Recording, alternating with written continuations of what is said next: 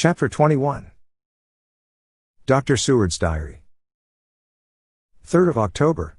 Let me put down with exactness all that happened, as well as I can remember it, since last I made an entry. Not a detail that I can recall must be forgotten. In all calmness I must proceed.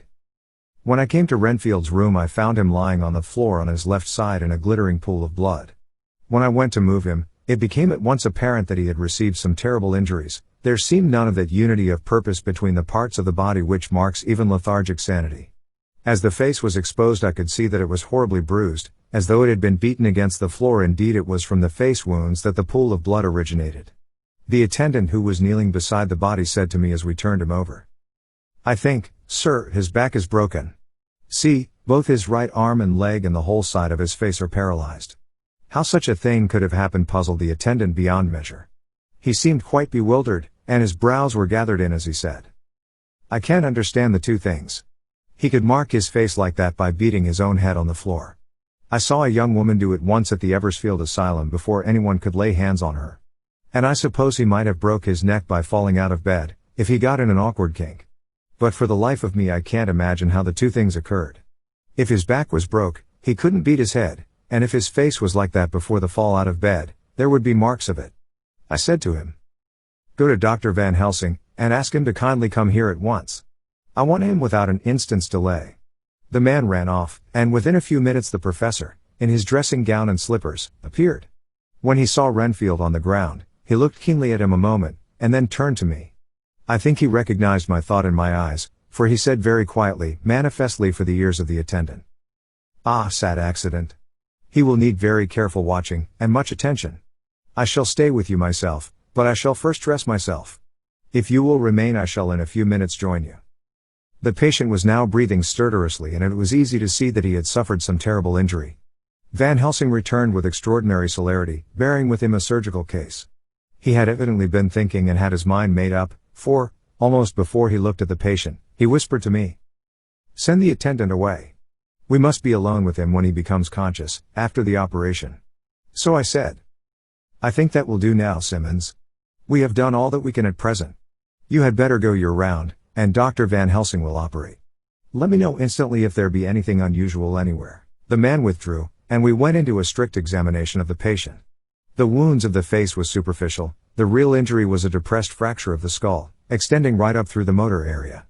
The professor thought a moment and said, "We must reduce the pressure and get back to normal conditions, as far as can be. The rapidity of the suffusion shows the terrible nature of his injury. The whole motor area seems affected. The suffusion of the brain will increase quickly, so we must trephine at once or it may be too late." As he was speaking there was a soft tapping at the door. I went over and opened it and found in the corridor without, Arthur and Quincy in pajamas and slippers. The former spoke.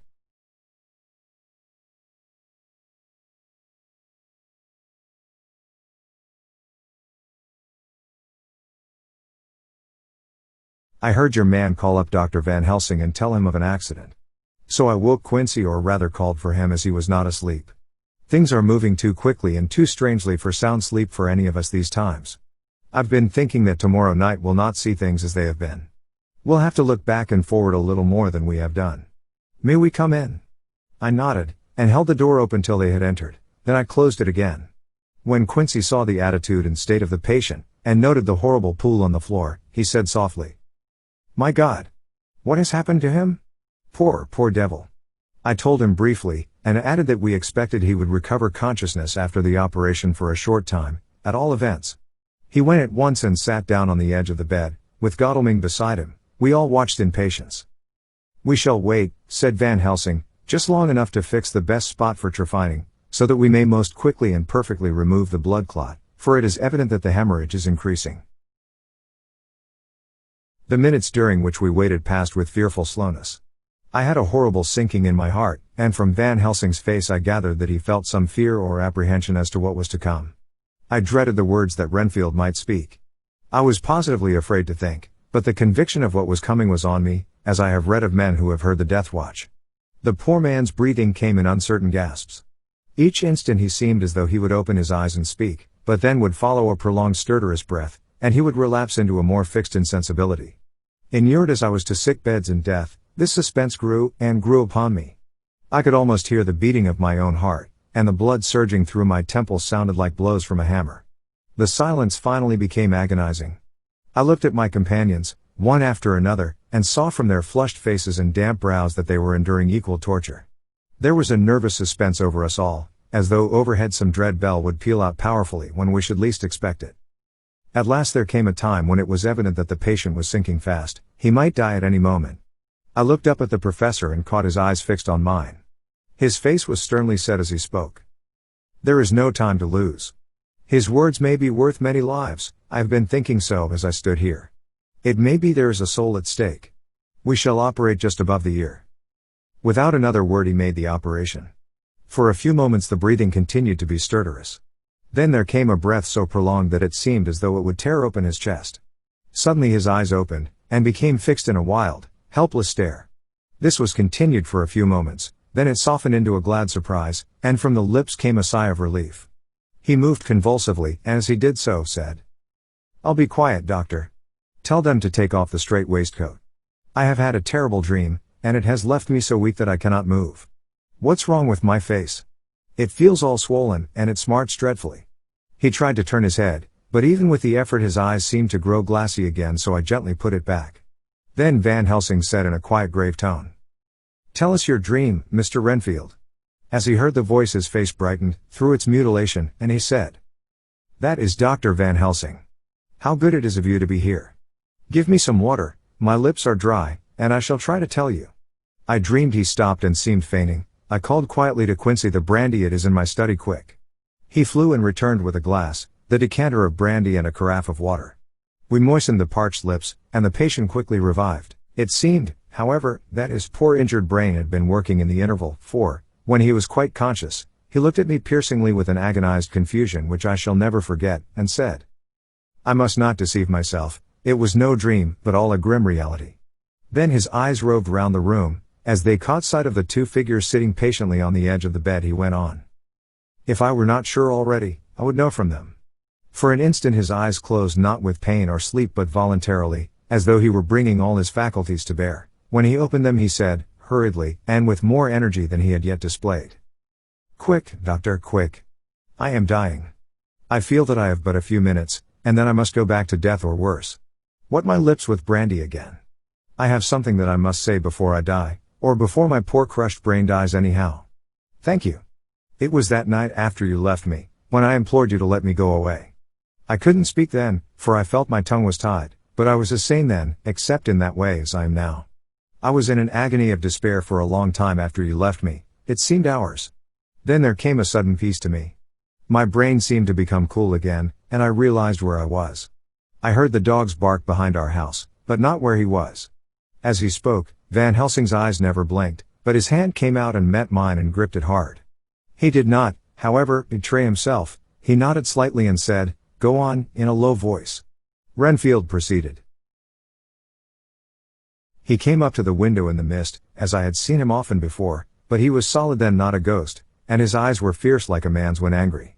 He was laughing with his red mouth, the sharp white teeth glinted in the moonlight when he turned to look back over the belt of trees, to where the dogs were barking. I wouldn't ask him to come in at first, though I knew he wanted to, just as he had wanted all along. Then he began promising me things not in words but by doing them. He was interrupted by a word from the professor. "How?" "By making them happen, just as he used to send in the flies when the sun was shining. Great big fat ones with steel and sapphire on their wings, and big moths, in the night, with skull and crossbones on their backs." Van Helsing nodded to him as he whispered to me unconsciously, "The Acrontia atetrapo of the Sphinge is what you call the death's head moth." The patient went on without stopping. Then he began to whisper, "Rats, rats, rats. Hundreds, thousands, millions of them, and every one a life, and dogs to eat them, and cats too. All lives. All red blood, with years of life in it, and not merely buzzing flies." I laughed at him, for I wanted to see what he could do. Then the dogs howled, away beyond the dark trees in his house. He beckoned me to the window. I got up and looked out, and he raised his hands and seemed to call out without using any words. A dark mass spread over the grass, coming on like the shape of a flame of fire, and then he moved the mist to the right and left, and I could see that there were thousands of rats with their eyes blazing red like his, only smaller. He held up his hand, and they all stopped, and I thought he seemed to be saying, "All these lives will I give you, and many more and greater, through countless ages, if you will fall down and worship me. And then a red cloud, like the color of blood, seemed to close over my eyes, and before I knew what I was doing, I found myself opening the sash and saying to him, "Come in, Lord and Master." The rats were all gone, but he slid into the room through the sash, though it was only open an inch wide, just as the moon herself has often come in through the tiniest crack and has stood before me in all her size and splendor. His voice was weaker, so I moistened his lips with the brandy again, and he continued, but it seemed as though his memory had gone on working and the interval for his story was further advanced. I was about to call him back to the point, but Van Helsing whispered to me, "Let him go on. Do not interrupt him, he cannot go back, and maybe could not proceed at all if once he lost the thread of his thought." He proceeded. "All day I waited to hear from him, but he did not send me anything, not even a blowfly, and when the moon got up I was pretty angry with him. When he slid in through the window, though it was shut, and did not even knock, I got mad with him. He sneered at me, and his white face looked out of the mist with his red eyes gleaming, and he went on as though he owned the whole place, and I was no one. He didn't even smell the same as he went by me. I couldn't hold him. I thought that, somehow, Mrs. Harker had come into the room. The two men sitting on the bed stood up and came over, standing behind him so that he could not see them, but where they could hear better. They were both silent, but the professor started and quivered. His face, however, grew grimmer and sterner still. Renfield went on without noticing. "When Mrs. Harker came in to see me this afternoon she wasn't the same. It was like tea after the teapot had been watered. Here we all moved, but no one said a word," he went on. "I didn't know that she was here till she spoke, and she didn't look the same. I don't care for the pale people, I like them with lots of blood in them, and hers had all seemed to have run out. I didn't think of it at the time, but when she went away I began to think, and it made me mad to know that he had been taking the life out of her. I could feel that the rest quivered, as I did, but we remained otherwise still. So when he came tonight I was ready for him. I saw the mist stealing in, and I grabbed it tight. I had heard that madmen have unnatural strength, and as I knew I was a madman at times anyhow I resolved to use my power. And he felt it too, for he had to come out of the mist to struggle with me. I held tight, and I thought I was going to win, for I didn't mean him to take any more of her life, till I saw his eyes. They burned into me, and my strength became like water. He slipped through it, and when I tried to cling to him, he raised me up and flung me down. There was a red cloud before me, and a noise like thunder, and the mist seemed to steal away under the door. His voice was becoming fainter and his breath more stertorous. Van Helsing stood up instinctively. "We know the worst now," he said. "He is here, and we know his purpose. It may not be too late. Let us be armed the same as we were the other night, but lose no time, there is not an instant to spare." There was no need to put our fear, nay our conviction, into words. We shared them in common. We all hurried and took from our rooms the same things that we had when we entered the Count's house. The professor had his ready, and as we met in the corridor he pointed to them significantly as he said, "They never leave me, and they shall not till this unhappy business is over. Be wise also, my friends. It is no common enemy that we deal with. Alas! Alas! That dear Madam Mina should suffer." He stopped, his voice was breaking, and I do not know if rage or terror predominated in my own heart. Outside the Harkers' door we paused. Art and Quincy held back, and the latter said, "Should we disturb her?" "We must," said Van Helsing grimly. "If the door be locked, I shall break it in. May it not frighten her terribly? It is unusual to break into a lady's room." Van Helsing said solemnly, "You are always right, but this is life and death. All chambers are alike to the doctor, and even were they not they are all as one to me tonight. Friend John, when I turn the handle, if the door does not open, do you put your shoulder down and shove, and you too, my friends? Now." He turned the handle as he spoke, but the door did not yield. We threw ourselves against it. With a crash it burst open, and we almost fell headlong into the room. The professor did actually fall, and I saw across him as he gathered himself up from hands and knees. What I saw appalled me. I felt my hair rise like bristles on the back of my neck, and my heart seemed to stand still. The moonlight was so bright that through the thick yellow blind the room was light enough to see. On the bed beside the window lay Jonathan Harker, his face flushed and breathing heavily as though in a stupor. Kneeling on the near edge of the bed facing outwards was the white-clad figure of his wife. By her side stood a tall, thin man clad in black. His face was turned from us, but the instant we all recognized the Count in every way, even to the scar on his forehead. With his left hand he held both Mrs. Harker's hands, keeping them away with her arms at full tension. His right hand gripped her by the back of the neck, forcing her face down on his bosom. Her white nightdress was smeared with blood, and a thin stream trickled down the man's bare breast which was shown by his torn open dress. The attitude of the two had a terrible resemblance to a child forcing a kitten's nose into a saucer of milk to compel it to drink. As we burst into the room, the Count turned his face, and the hellish look that I had heard described seemed to leap into it. His eyes flamed red with devilish passion, the great nostrils of the white aquiline nose opened wide and quivered at the edge, and the white sharp teeth, behind the full lips of the blood-dripping mouth, champed together like those of a wild beast. With a wrench, which threw his victim back upon the bed as though hurled from a height, he turned and sprang at us. But by this time the professor had gained his feet, and was holding towards him the envelope which contained the sacred wafer. The Count suddenly stopped, just as poor Lucy had done outside the tomb, and cowered back. Further and further back he cowered, as we, lifting our crucifixes, advanced. The moonlight suddenly failed, as a great black cloud sailed across the sky, and when the gaslight sprang up under Quincy's match, we saw nothing but a faint vapor. This, as we looked, trailed under the door, which with a recoil from its bursting open, had swung back to its old position. Van Helsing, Art, and I moved forward to Mrs. Harker, who by this time had drawn her breath and with it had given a scream so wild, so ear-piercing, so despairing that it seems to me now that it will ring in my ears till my dying day. For a few seconds she lay in her helpless attitude in disarray. Her face was ghastly, with a pallor which was accentuated by the blood which smeared her lips and cheeks and chin. From her throat trickled a thin stream of blood, her eyes were mad with terror.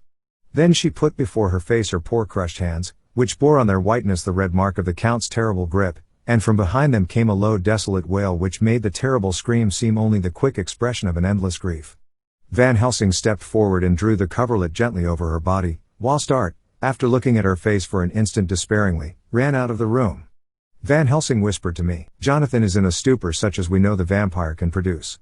We can do nothing with poor Madame Mina for a few moments till she recovers herself. I must wake him."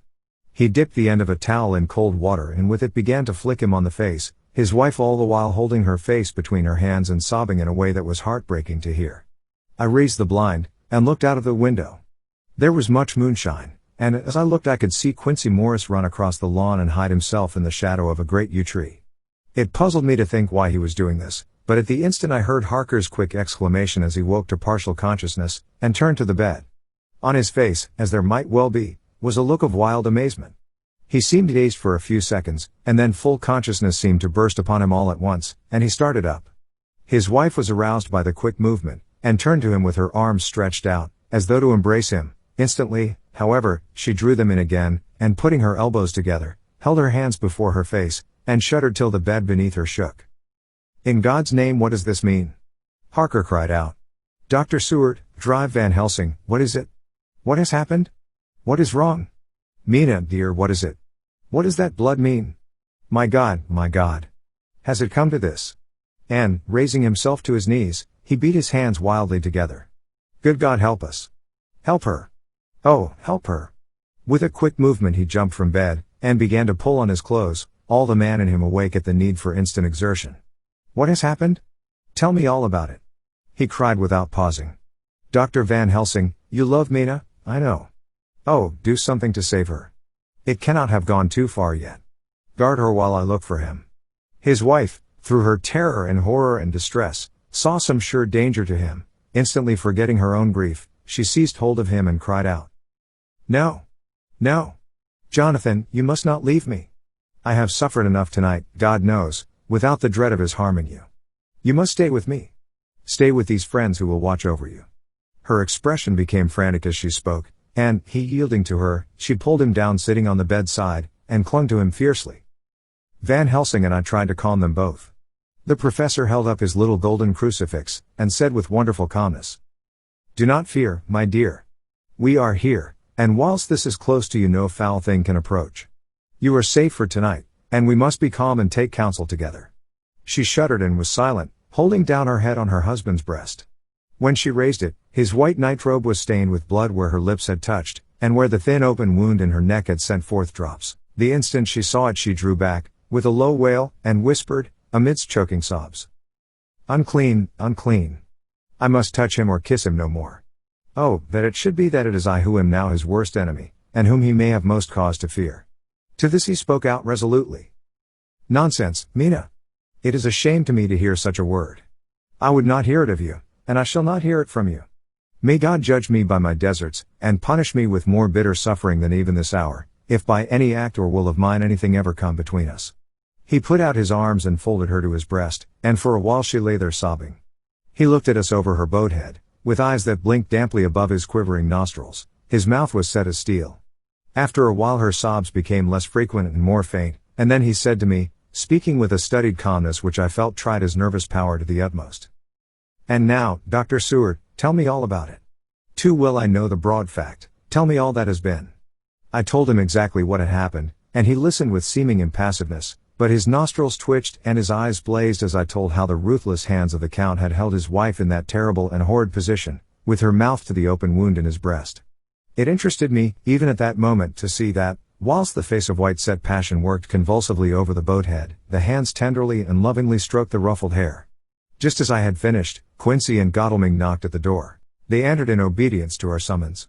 Van Helsing looked at me questioningly.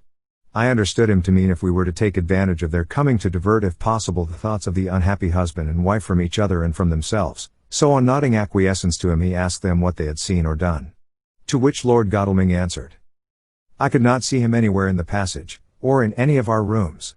I looked in the study but, though he had been there, he had gone. He had, however he stopped suddenly, looking at the poor drooping figure on the bed. Van Helsing said gravely. Go on, friend Arthur. We want here no more concealments. Our hope now is in knowing all. Tell freely. So Art went on. He had been there, and though it could only have been for a few seconds, he made rare hay of the place. All the manuscript had been burned, and the blue flames were flickering amongst the white ashes. The cylinders of your phonograph too were thrown on the fire, and the wax had helped the flames. Here I interrupted.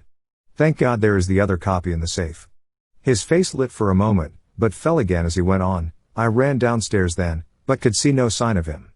I looked into Renfield's room, but there was no trace there except. Again he paused. Go on, said Harker hoarsely, so he bowed his head and moistening his lips with his tongue, added, except that the poor fellow is dead.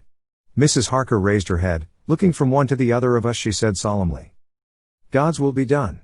I could not but feel that Art was keeping back something, but, as I took it that it was with a purpose, I said nothing. Van Helsing turned to Morris and asked. And you, friend Quincy, have you any to tell? A little, he answered. It may be much eventually, but at present I can't say. I thought it well to know if possible where the Count would go when he left the house. I did not see him, but I saw a bat rise from Renfield's window, and flap westward. I expected to see him in some shape go back to Carfax, but he evidently sought some other lair. He will not be back tonight, for the sky is reddening in the east, and the dawn is close. We must work tomorrow. He said the latter words through his shut teeth. For a space of perhaps a couple of minutes there was silence, and I could fancy that I could hear the sound of our hearts beating. Then Van Helsing said, placing his hand very tenderly on Mrs. Harker's head. And now, Madam Mina, poor, dear Madam Mina, tell us exactly what happened. God knows that I do not want that you be pained, but it is need that we know all.